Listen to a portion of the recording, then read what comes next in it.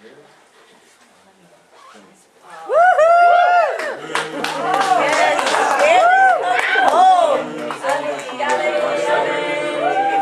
Stanley's coming home, people. Okay. I'd like to talk about playoff hockey with you tonight. How many of you are into the NHL playoffs? Raise your hands. Okay, so about 50%, 45, 50, and one person not sure. Now, I see a lot of parallels between good sport and real life. And NHL hockey playoffs definitely qualify as good sport. Now, for those of you who don't know how playoff hockey works, I should tell you a little bit about it. There are two conferences in the NHL, the Eastern and the Western. Each conference has 15 teams for a total of 30 teams. And NHL teams have two primary incentives for ranking really high during the regular season, so winning lots of games during the regular season. The first and primary incentive is that only 8 teams from each conference make it to the playoffs. So that means that automatically, right off the top, 14 teams don't even get to be part of the playoffs or have a shot at the coveted Stanley Cup. Second incentive is this, that if you rank first in the regular season, the team that you play at the start of the playoffs in your conference is the team that ranked 8th. All right? So the worst team plays the best team in the opening round of the playoffs. So that really sets a team up, if you're the number one team, for getting one step closer to the Stanley Cup. Now, one of the more interesting stories of this year's NHL playoffs, there are probably 2 super stories, right? The Flyers would be a super story, but the other one is the one I want to talk about this evening, the Montreal Canadiens. Now, the Canadiens barely made it into the playoffs this year. They squeaked in the Eastern Conference in 8th and final spot. All right, so they were the last team in their conference to make the playoffs. Finishing 8th meant, of course, that they were slated to play the number 1 team in the conference, and actually the number 1 team in the entire league, the mighty Washington Capitals. And I say mighty because the Capitals boast the NHL's most explosive offense, outscoring all the other teams by a huge margin. I tried to do a little bit of math, but it was about a 60 to 70 goal over the season difference between any of the other teams and the Capitals. They have the most explosive offense in the league. And to give you an idea of how far apart the Capitals and the Canadiens are in the standings, consider this. The Capitals finished first with 121 points. The Canadiens finished 8th with 88 points, which means that the Canadiens were more than 16 victories behind.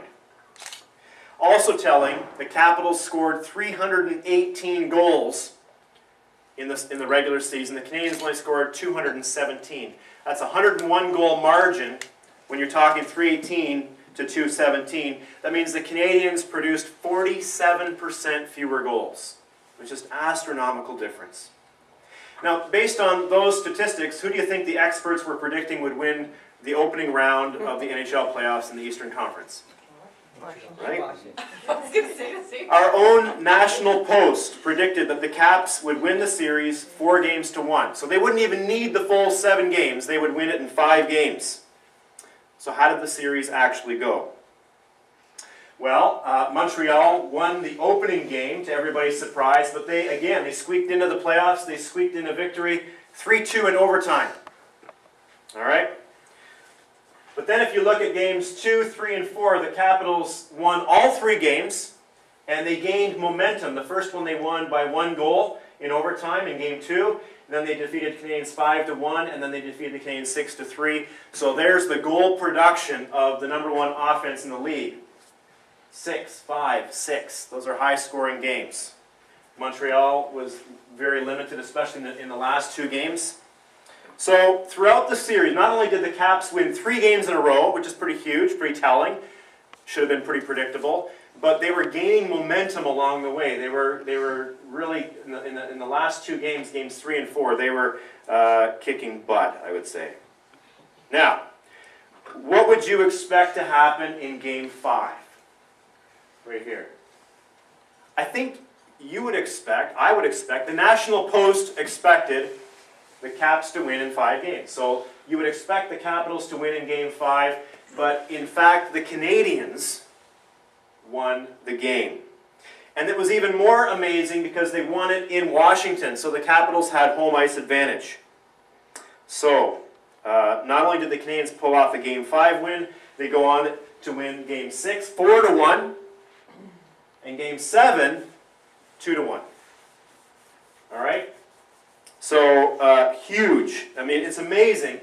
In the first 89 games of the regular season, the Capitals were only limited to 1 goal 3 times. In 89 games, the Canadiens, 3 games straight, kept them to 1 goal. It's amazing, statistically. I mean, I don't know who placed the bet, but they're rich tonight.